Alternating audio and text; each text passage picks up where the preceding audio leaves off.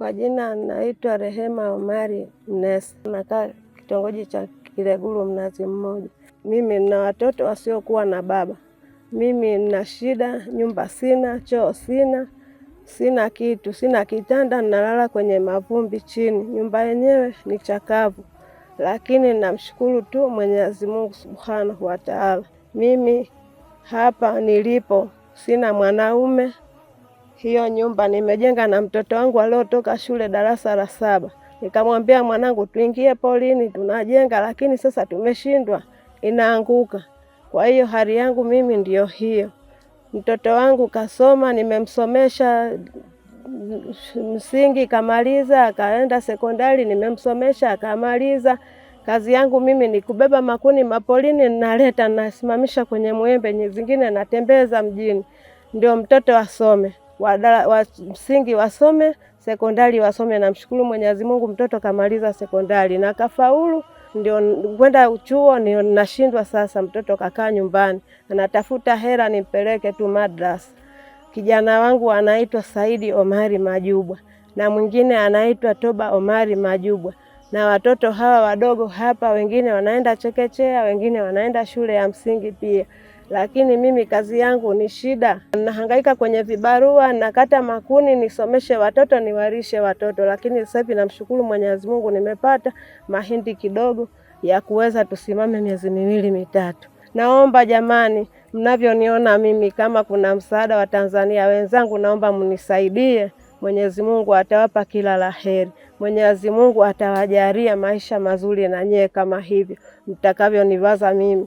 Naomba mnisaidie sana. Mimi sina uwezo, kwa sababu yani watoto ndio hivyo wananitegemea mimi, wavae wasome, na hangaika nao hivyo hivyo.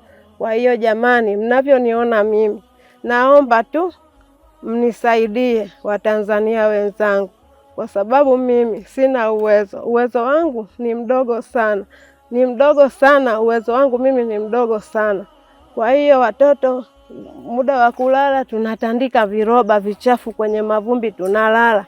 Maisha yanaenda, upate sabuni watoto wafue waende shule, waende madrasa, wanatakiwa sare za shule. Mimi mwenyewe hali ndiyo hii. Sina baba, baba aliniacha muda, na kijana wangu huyo ndio mkubwa, ndio tunaosaidiana, na ndio anasoma naye. Anasoma sasa hivi, nataka nimpeleke madrasa, uwezo mdogo, lakini kafaulu sekondari na sina uwezo wa kumpeleka chuo. Kwa hiyo nataka aende madrasa. Ninachokiomba mimi, naomba tu mkenijengea nyumba ya vijana wangu walale, wapate chumba chao, na mimi nipate chumba changu, na watoto wa kike na watoto wa kiume 3 na watoto wa kike 2. Mimi mwenyewe wa 6, kwa jumla tuko 6. Sina nyumba. Watoto wanaingia, nimefiwa na watoto 2 mimi humo ndani. Wengine wana midudu, wanananilia, wengine hivyo hivyo wanalala kwenye mavumbi hivyo hivyo. Mwingine kangatwa na mdudu kabisa. Mwingine naye mavumbi, yani yale ya kifua cha harmonia ndio kilichompeleka huyo mtoto mwingine. Watoto 2 wameenda mbele ya haki kwa sababu ya hali kama hiyo.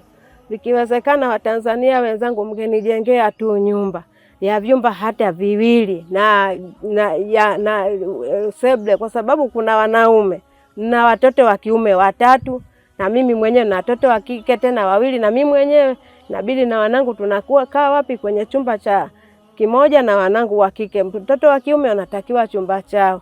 Kama kuna msaada huo wa Tanzania wenzangu, mgenisaidia. Hali yangu ndio hiyo hapo mnayoiona ya nyumba, yani sina nyumba. Nikipata nyumba nitamshukuru Mwenyezi Mungu Subhanahu wa Ta'ala kwa uwezo wenu, kwa nguvu zenu, kwa nguvu na pia na za Mungu. Naomba hata Mwenyezi Mungu na nyie awasaidie kabisa, mnijue kwamba mimi ndio hivyo sasa. Nitakuwa kwenye hali ya wenzangu. Nitamshukuru Mungu kwa sababu hata kukinyesha mvua mwenyewe naweza kuswali hata ndani kwangu, nitashukuru. Lakini hiyo nyumba niliyokuwa nayo, hata muda mvua nje inanyesha, huwezi uswali hapo ndani, ni pabaya. Yani ni sehemu ndogo tu, sio sehemu kubwa, pamekaa vibaya. Kwa hiyo naomba msaada wa kujengewa nyumba. Mnijue kwamba nina watoto wa kiume na watoto wa kike.